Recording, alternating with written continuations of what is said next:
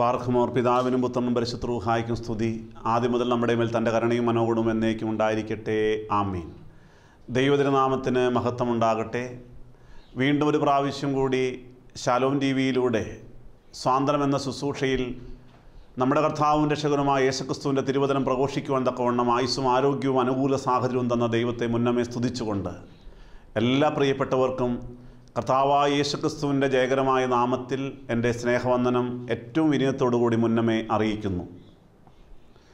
ഇന്നേ ദിവസം അല്പസമയം തിരുവചനം ധ്യാനിക്കുവാൻ ദൈവത്തിൽ ആശ്രയിച്ച് നിൽക്കുമ്പോൾ ഏറ്റവും ലളിതമായ, എല്ലാവർക്കും അറിയാവുന്നതായ, ഒപ്പം തന്നെ നമ്മുടെ ജീവിതത്തിൽ ഒരിക്കലും മറന്നു പോകാൻ വയ്യാത്തതായ ഒരു ചെറിയ വേദഭാഗം, ഒരു ഒറ്റ വാക്യം ഒന്ന് പരിചയപ്പെടുത്തുവാൻ ആഗ്രഹിക്കുകയാണ്. 50-ാം സങ്കീർത്തനം അതിൻ്റെ 15-ാമത്തെ വാക്യം. 50-ാം സങ്കീർത്തനം 15-ാം വാക്യം സങ്കീർത്തനക്കാരൻ പറയുന്നു, കഷ്ടകാലത്ത് എന്നെ വിളിച്ചപേക്ഷിക്ക, ഞാൻ നിന്നെ വിടുവിക്കുകയും നീ എന്നെ മഹത്വപ്പെടുത്തുകയും ചെയ്യും. Call upon me in the day of your trouble, I will deliver the and thou shall glorify my name. ആസാഫിൻ്റെ സങ്കീർത്തനമാണ് 50-ാമത്തെ സങ്കീർത്തനം. അവിടെ ആ സങ്കീർത്തനക്കാരിലൂടെ യഹോവയായ ദൈവം തമ്പുരാൻ ദൈവജനത്തോട് വ്യക്തമായിട്ട് പറയുന്ന ഒരു പ്രധാനപ്പെട്ട കാര്യം, അത് നാം ഓരോരുത്തരുടെയും ജീവിതത്തിൽ, പ്രായോഗിക ജീവിതത്തിൽ ഏറ്റവും മനോഹരമായൊരു വേദവാക്യമാണ്. ഞാനിത് ചിന്തിക്കുവാൻ കാരണം, ഈ നാളുകളിൽ പരിചയപ്പെട്ട ഒത്തിരി ആളുകൾ, അനേകം ക്രിസ്ത്യാനികൾ, അനേകം വിശ്വാസികൾ, ഒത്തിരി ആളുകൾ വലിയ സങ്കടത്തിലകപ്പെട്ടിരിക്കുന്ന കാഴ്ച കാണുവാനിടയായി. ഓരോ തരത്തിലുള്ളതായ പ്രതിബന്ധങ്ങളും പ്രതിസന്ധികളും അകപ്പെട്ട ആളുകൾ. ചിന്തിക്കാം, എല്ലാവർക്കും പ്രശ്നങ്ങൾ ഉണ്ട്. ഒരാളുടെ പ്രശ്നമല്ല മറ്റൊരാളുടേത് എന്ന് മാത്രം. പക്ഷേ ഈ പ്രശ്നങ്ങളിലും ആകുലങ്ങളിലുമെല്ലാം നട്ടം തിരിയുമ്പോൾ ഇന്ന് അനേകം വിശ്വാസികൾ അല്ലെങ്കിൽ ക്രിസ്ത്യാനികൾ ചിന്തിക്കുന്ന ഒരു കാര്യം, എല്ലാവരും തകർന്നു പോകുന്നു, താളടിയായി പോകുന്നു, നിരാശപ്പെട്ടു പോകുന്ന അനുഭവം മുന്നിൽ കാണുവാനിടയായി. പലരും പകച്ചു നിൽക്കുകയാണ്. എന്താണ് ചെയ്യേണ്ടത്? എന്ത് ചെയ്യുവാൻ സാധിക്കും? ദൈവത്തോട് പിറുപിറുക്കുന്ന അനേകം ആളുകൾ കണ്ടു. എൻ്റെ ദൈവമേ, എന്തേ എനിക്കിങ്ങനെ വരുന്നു? ഞാൻ വചനം കേൾക്കുന്നവനാണ്, ആരാധനയ്ക്ക് പോകുന്നവനാണ്, നോമ്പ് നോക്കുന്നവനാണ്, പ്രാർത്ഥിക്കുന്നവനാണ്, ഉപവസിക്കുന്നവനാണ്. പക്ഷേ എന്തേ അടിക്കടി പ്രശ്നങ്ങൾ വരുന്നു? അല്ല, എന്തേ പരിഹാരമുണ്ടാകാത്തത്? പ്രിയ ദൈവജനമേ, എന്നാൽ ആ കാര്യങ്ങൾ ബന്ധപ്പെട്ടുകൊണ്ട് തന്നെ പറയട്ടെ, ദൈവത്തിൻ്റെ വാഗ്ദാനം, ദൈവത്തിൻ്റെ വചനം നമുക്ക് നല്ലൊരു ബോധ്യമുണ്ടാകേണ്ടതായ, കഷ്ടതകളിൽ നാം അനുവർത്തിക്കേണ്ടതായ ഒരു പ്രധാനപ്പെട്ട കാര്യം സങ്കീർത്തനക്കാരിലൂടെ പറഞ്ഞു വരുന്നത്, യഹോവയായ ദൈവം തമ്പുരാൻ നമ്മോട് പറയുന്ന ഒരു പ്രധാനപ്പെട്ട കാര്യമാണ്, കഷ്ടകാലത്ത് നീ എന്നെ വിളിച്ചപേക്ഷിക്കുക, ഞാൻ നിന്നെ വിടുവിക്കുകയും നീ എന്നെ മഹത്വപ്പെടുത്തുകയും ചെയ്യും. ഇന്ന് അനേകം ആളുകൾ ഇങ്ങനെ ബുദ്ധിമുട്ട് വരുമ്പോൾ പിറുപിറുത്തുകൊണ്ട് നിലവിളിക്കുന്നുണ്ട്. ഹോശയ്യ പ്രവാചന പുസ്തകം 7-ാം അധ്യായം 14-ാം വാക്യം, അവർ ഹൃദയപൂർവ്വം എന്നോട് നിലവിളിക്കാതെ കിടക്കയിൽ വെച്ച് മുറയിടുന്നു, അല്ലെങ്കിൽ വിലപിക്കുന്നു. ആ ജനം, എഫ്രയീം ജനത്തെക്കുറിച്ചാണ് പറയുന്നത്. ആ ജനത അകൃതത്തിൽ പോവുകയാണ്, മ്ലേച്ഛതകളിൽ കൂടെ പോകുന്നു, കഷ്ടതകൾ വരികയാണ്. ആ സമയത്തും ആ ജനം എന്നോട് നിലവിളിക്കാതെ, എന്നോട് പ്രാർത്ഥിക്കാതെ കിടക്കയിൽ കിടന്ന് അലമുറയിടുന്നു, വിലപിക്കുന്നു എന്നും. ഇന്നും നമ്മുടെ അനുഭവം അങ്ങനെ തന്നെയല്ലേ? ഒരു 4-5 വർഷങ്ങൾക്ക് മുൻപ് ഉണ്ടായൊരു സംഭവം ഈ സമയത്ത് ഞാൻ പങ്കുവയ്ക്കുവാൻ ആഗ്രഹിക്കുന്നു. എൻ്റെ അമ്മയുടെ ചേച്ചിയുടെ മകൻ, ഒരു 50-55 വയസ്സ് പ്രായം, 50 വയസ്സിന് മേഖലയെന്ന് അദ്ദേഹത്തിനുണ്ടെന്ന്. അദ്ദേഹം ഒരു സാധാരണക്കാരനാണ്. 10-30 വർഷക്കാലമായി അടുത്തുള്ള ടൗണിൽ ഓട്ടോറിക്ഷ ഓടിച്ച് ഉപജീവനം നടത്തുന്ന വ്യക്തിയാണ്. അത്യാവശ്യം കൃഷിക്കാര്യങ്ങളെല്ലാം ഉണ്ട്. ഒരു 2-3 ദിവസക്കാലം പാടത്ത് കൃഷിയിലേർപ്പെട്ടു. ഒരു 3 ദിവസക്കാലം അടുപ്പിച്ചുണ്ടായിരുന്ന പണിയെല്ലാം ഉണ്ടായിരുന്നു. 3-ാം ദിവസം രാത്രി കിടക്കുന്നപ്പോൾ കാലുകൾക്ക് വലിയ വേദനയും തളർച്ചയും എല്ലാം അനുഭവപ്പെടുകയാണ്. അത് രാവിലെയായപ്പോൾ കൂടി വന്നു. രാവിലെ തന്നെ ഹോസ്പിറ്റലിൽ അടുത്തുള്ളതായ ഏറ്റവും പ്രധാനപ്പെട്ട ഒരു ഹോസ്പിറ്റലിൽ ന്യൂറോ ഡോക്ടറെ കാണുവാനായിട്ട് കടന്നുപോയി. അദ്ദേഹവും ഭാര്യയും കൂടിയാണ് കടന്നുപോയത്. ഓട്ടോറിക്ഷ ഓടിച്ചാണ് കടന്നുപോയി. അവിടെ പാർക്ക് ചെയ്ത് ഡോക്ടറെ കാണുവാൻ അവിടെ ഇരിക്കുകയാണ്. പക്ഷേ അവിടെ നല്ല തിരക്കാണ്. അവർക്ക് മനസ്സിലായി ഇന്ന് വൈകുന്നേരം 4 മണിയെങ്കിലും ആയാലാണ് ഇന്ന് ഡോക്ടറെ കാണുവാൻ സാധിക്കില്ല. എന്ത് ചെയ്യും? അദ്ദേഹത്തിൻ്റെ മകളെന്ന് ആ സമയത്ത് എറണാകുളത്തുള്ളതായ ഒരു ആശുപത്രിയിൽ നഴ്സായി ജോലി ചെയ്യുന്നു. മകളെ വിളിച്ചു, മോളെ എന്താ ചെയ്യേണ്ടത്, ഇന്നിവിടെ ഡോക്ടറെ കാണുവാൻ ഒത്തിരി വൈകുമല്ലോ, എന്തെങ്കിലും അവിടെ വന്നാൽ പ്രയോജനമുണ്ട്. മോള് പറഞ്ഞു, കാര്യം ചെയ്യും, ഇവിടെ നല്ല ന്യൂറോ ഡോക്ടറുണ്ട്, പപ്പ വേഗം ഇങ്ങോട്ട് പോരെ, ഞാൻ വേഗം ക്രമീകരിക്കുക, നിങ്ങൾ വന്നാൽ ഉടൻ തന്നെ കാണാൻ ക്രമീകരിക്കുക, നല്ല ഡോക്ടറാണ്. പ്രിയപ്പെട്ടവരെ, ഇദ്ദേഹവും ഭാര്യയും കൂടി വീണ്ടും ഹോസ്പിറ്റലിൽ നിന്ന് ഇറങ്ങി ഓട്ടോറിക്ഷ അടുത്തേക്ക് നടന്നു വരികയാണ്. അടുത്തെത്തിയപ്പോൾ അദ്ദേഹം അവിടെ വീണു, കുഴഞ്ഞു വീണു, അരക്കി ഇപ്പോൾ തളർന്നു പോയി. അതാണ് വാസ്തവം. വേഗം ഒരു വാഹനം വിളിച്ച് ഈ പറഞ്ഞ എറണാകുളത്തുള്ളതായ ആശുപത്രിയിലേക്ക് തന്നെ കടന്നുപോയി. അവിടെ ചെന്നു, ഡോക്ടർ കണ്ടു, പരിശോധനയെല്ലാം നടത്തി. അതിൻ്റെ റിസൾട്ടെല്ലാം വന്നു കഴിഞ്ഞപ്പോൾ ഡോക്ടർ പറഞ്ഞു, സഹോദര, ഇതൊരു മാരകമായ രോഗമാണ്, ഗിലൻ-ബാരി സിൻഡ്രം, GBS എന്ന ചുരുക്കപ്പേരിൽ അറിയപ്പെടുന്ന രോഗമാണ്. ഇത് അപൂർവമായി വരുന്ന ഒരു രോഗമാണ്. ഇത് ചികിത്സിച്ച് ഭേദമാക്കാൻ പക്ഷേ സമയമെടുക്കും, 2 വർഷമെങ്കിലും എടുക്കും ഒന്ന് നടന്നു കിട്ടുവാനായിട്ട്. ഇതാ തളർന്നു പോയൊരു അനുഭവമാണ്. ഇതിന് പരിഹാരം എന്ന് പറയുന്നത് ഇഞ്ചക്ഷൻ ചെയ്യുക എന്നുള്ളതാണ്. വില കൂടിയ ഇഞ്ചക്ഷനാണ്. ഒരു ഇഞ്ചക്ഷൻ്റെ വില 1.25 ലക്ഷം രൂപയാണ്. ഇവർ ഞെട്ടിപ്പോയി, എന്ത് ചെയ്യും, സാധാരണക്കാരായ ആളുകളാണ്. എങ്കിലും കഷ്ടപ്പെട്ട ഒരു ഇഞ്ചക്ഷൻ എടുത്തു. ഒരു 10-20 ദിവസക്കാലം ആശുപത്രിയിൽ കിടന്നു. പക്ഷേ യാതൊരു കുറവുമില്ല. എന്ത് ചെയ്യും? വീണ്ടും അവരവിടെ ഡിസ്ചാർജ് വാങ്ങി ആദ്യം പോയതായ ആ വലിയ ഹോസ്പിറ്റലിലേക്ക് കടന്നുപോയി ഡോക്ടറെ കണ്ടു. ഡോക്ടർ പരിശോധന റിപ്പോർട്ടെല്ലാം നോക്കി, പരിശോധന നടത്തി. അദ്ദേഹം പറഞ്ഞു, രോഗം ഇതുതന്നെയാണ്, ചികിത്സയും ഇതുതന്നെയാണ്. ഇത് ഈ പറഞ്ഞ ഇഞ്ചക്ഷനുമായിട്ട് മുന്നോട്ട് പോകണം, നാളുകളെടുക്കും ഇതൊന്ന് സുഖമാകാൻ, അത്ര ഉറപ്പൊന്നുമില്ല. എങ്കിലും ഒരു കാര്യം കൂടി ചെയ്യും, ഇതിൻ്റെ കൂടെ ആയുർവേദ ചികിത്സ കൂടി നല്ലതാണ് എന്ന് പറഞ്ഞു. പ്രിയപ്പെട്ടവരങ്ങനെ ഒരു ആയുർവേദ വൈദ്യൻ്റെ അടുത്ത് കടന്നു പോകുമ്പോൾ ഞാനും കൂടെ പോയിരുന്നു. അദ്ദേഹം പറഞ്ഞു, ഈ പറയുന്ന രോഗമൊന്നുമല്ല, ഇത് സാധാ ആമവാദമാണ്, ഇത് പ്രശ്നമുള്ള കേസല്ല, ഞാനിത് ശരിയാക്കി തരാം, 1 മാസത്തേക്കുള്ള മരുന്ന് ഞാൻ തരാം. ചുരുക്കി പറയട്ടെ, ആ മരുന്ന് കഴിച്ച് മുന്നോട്ട് പോകണം. പഥ്യം നോക്കണം, നല്ല പഥ്യമുണ്ട്. പക്ഷേ ഈ മരുന്ന് കഴിക്കുമ്പോൾ കാലിൽ നല്ല വേദന അനുഭവപ്പെടും. അതൊന്നും സാരമാക്കേണ്ട, എന്നെ വിളിക്കുകയും വേണ്ട, നിങ്ങൾ 1 മാസം കഴിഞ്ഞ് വന്നാൽ മതി. പ്രിയ ദൈവജനമേ, ആ മരുന്ന് കഴിച്ച് മുന്നോട്ട് പോയി. പക്ഷേ ഒരാഴ്ച കഴിഞ്ഞു, യാതൊരു രക്ഷയുമില്ല, വലിയ അസ്വസ്ഥത കൂടിക്കൂടി വരികയാണ്. 2 ആഴ്ചയായി. ബുദ്ധിമുട്ട് കൂടി വന്നപ്പോൾ വീണ്ടും ഈ വൈദ്യനെ കാണാൻ ചെന്നു.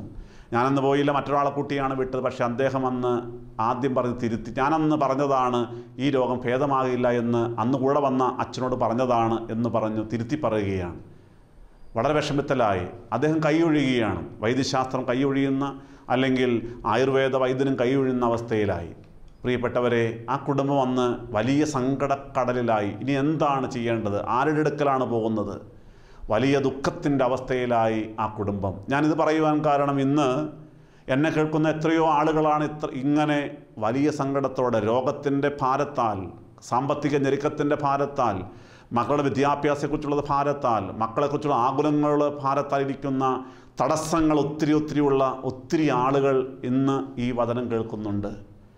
പലരും ചിന്തിക്കുന്നുണ്ട്, അച്ഛൻ പറയുന്നത് എൻ്റെ കാര്യം തന്നെയാണല്ലോ, ഞാനും ചിന്തിക്കുന്നു എന്താണ് പരിഹാരം. എന്നാൽ പ്രിയ ദൈവജനമേ, ദൈവത്തിൻ്റെ വചനം പറയുന്നു, കഷ്ടകാലത്ത് ദുരിതങ്ങളും ഭാരങ്ങളും പ്രയാസങ്ങളും വരുമ്പോൾ നീ എന്നെ വിളിച്ചപേക്ഷിക്ക്, ഞാൻ നിനക്ക് ഉത്തരം നൽകാം. കഷ്ടകാലത്ത് എന്നെ വിളിച്ചപേക്ഷിക്കാം, ഞാൻ നിന്നെ വിടുവിക്കാം, ഞാൻ നിന്നെ വിടുവിക്കും, ഉറപ്പ് നൽകുകയാണ്. പോരാ, ഞാൻ നിന്നെ വിടുവിക്കുകയും നീ എന്നെ മഹത്വപ്പെടുത്തുകയും ചെയ്യും.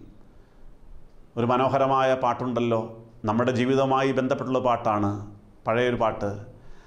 ആഴലേറും ജീവിതമാരുവിൽ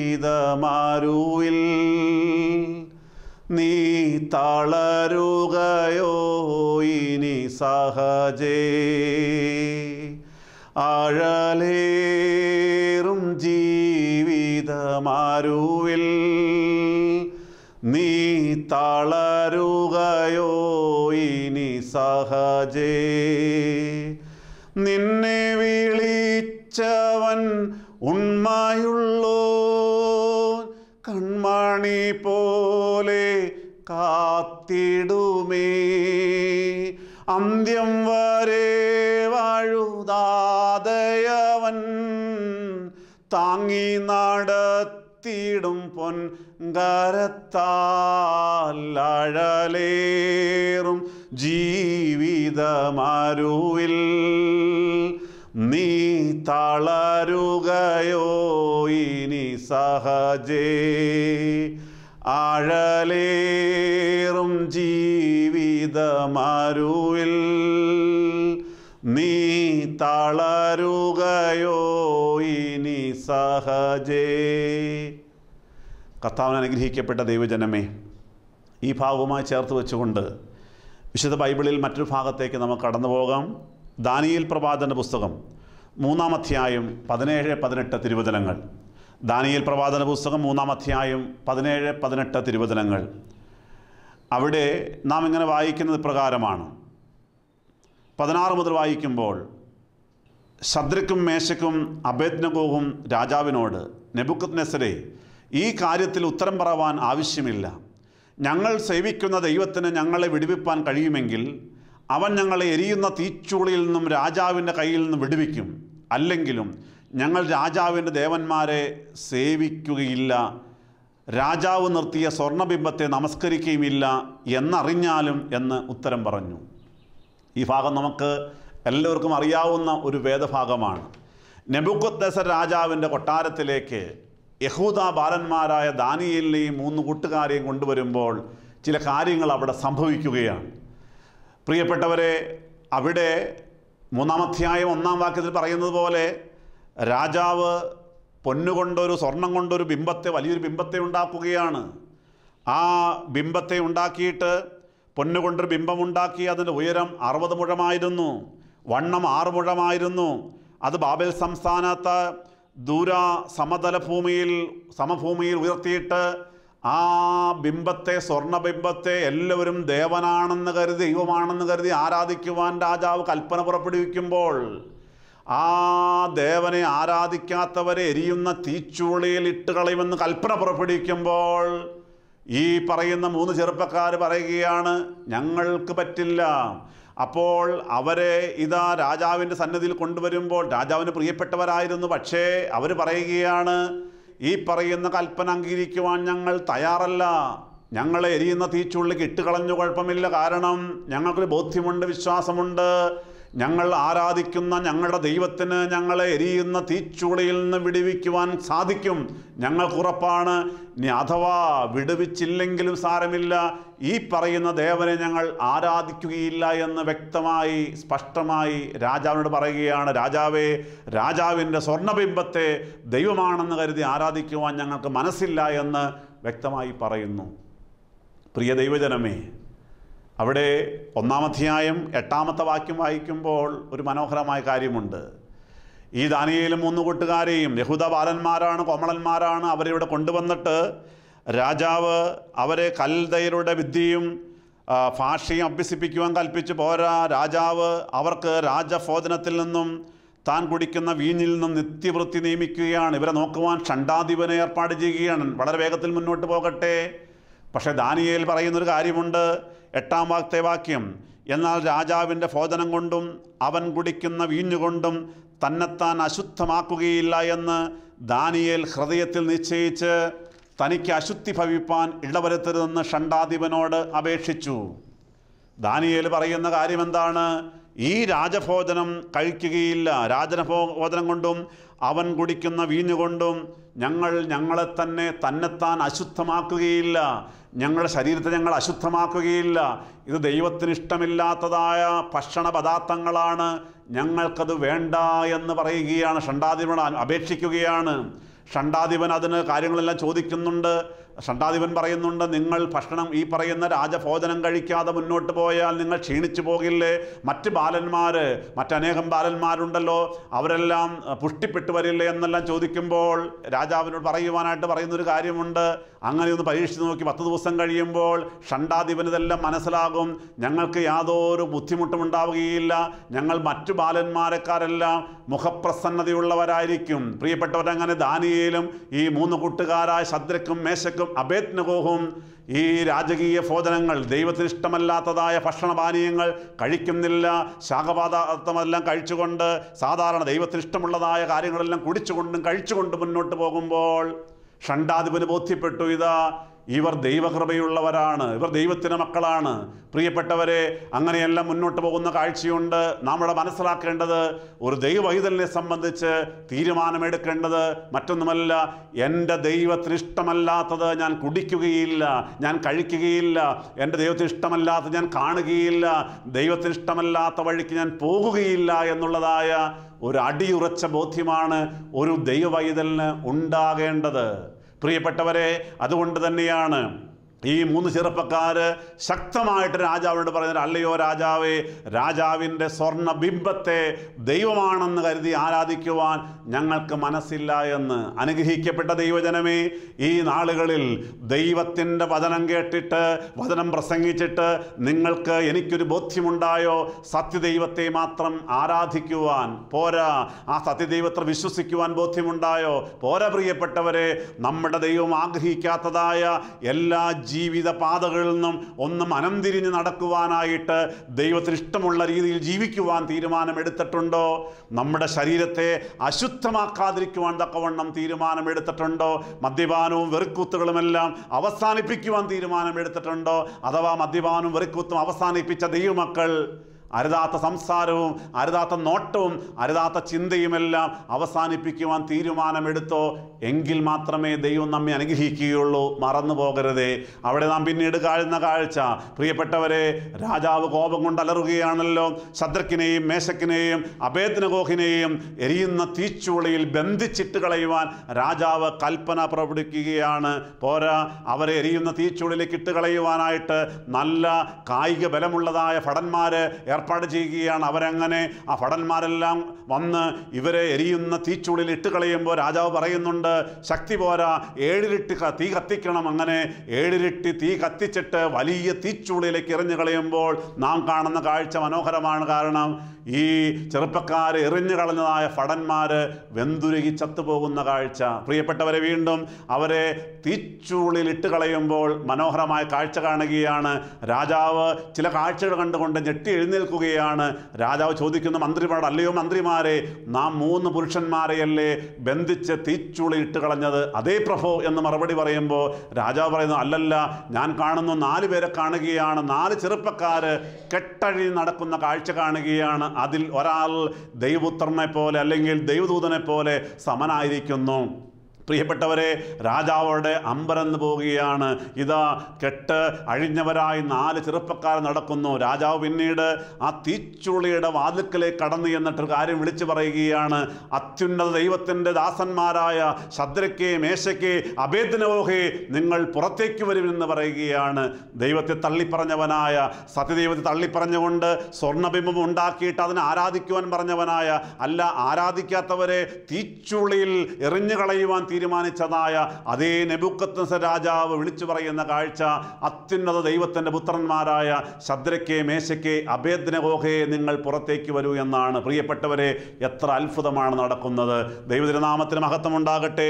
3-ാം അധ്യായം മുതൽ 24 മുതൽ 30 വരെയുള്ള വാക്യങ്ങൾ വായിക്കുമ്പോൾ അവിടെ നാം കാണുന്ന കാഴ്ച, അവരിതാ പുറത്തേക്ക് വരികയാണ്. അങ്ങനെ പുറത്ത് വന്നു കഴിയുമ്പോൾ എല്ലാവരും ആ കാഴ്ച വന്നുകൂടുമ്പോൾ 27-ാം വാക്യം മുതൽ പറയുന്നു, ആ പുരുഷന്മാരുടെ ദേഹത്തിന് തീ പിടിക്കാതെയും അവരുടെ തലമുടി കരിയാതെയും കാൽച്ചട്ടയ്ക്ക് കേടുപറ്റാതെയും അവർക്ക് തീയുടെ മണം പോലും തട്ടാതെയും ഇരുന്നത് കണ്ടു. ദൈവതിരുനാമത്തിന് മഹത്വം. ആ ചെറുപ്പക്കാർക്ക് ഒന്നും സംഭവിച്ചില്ല. തീയുടെ മണം പോലും ഉണ്ടായിരുന്നില്ല. ഒരു മുടി പോലും കത്തിപ്പോയില്ല. പ്രിയപ്പെട്ട ദൈവജനമേ, രാജാവും എല്ലാവരും അമ്പരന്ന് നിൽക്കുകയാണ്. രാജാവ് ഇതെല്ലാം കണ്ടിട്ട് പറയുകയാണ്, ശദ്രക്കിൻ്റെയും മേശക്കിൻ്റെയും അബേദ്നെഗോഹിൻ്റെയും ദൈവം വാഴ്ത്തപ്പെട്ടവൻ എന്ന് പറയുകയാണ്. പോരാ, ആ സത്യദൈവത്തെ മാത്രമേ ഇനി ആരാധിക്കാവൂ എന്ന് രാജാവ് വിളംബരം ചെയ്യുകയാണ്. രാജാവിനൊരു മാനസാന്തരം ഉണ്ടാവുകയാണ്. പ്രിയപ്പെട്ട സഹോദരങ്ങളെ, എരിയുന്ന തീച്ചൂളിയിൽ തങ്ങൾ അടുത്ത നിമിഷം എറിയപ്പെടും എന്നുള്ളതായ ബോധ്യം വന്നുവെങ്കിൽ പോലും ആ ചെറുപ്പക്കാർ പറയുന്നു, ഞങ്ങൾ ആരാധിക്കുന്ന ദൈവത്തെ അല്ലാതെ മറ്റു ദൈവത്തെ ഞങ്ങൾ ആരാധിക്കില്ല എന്ന്.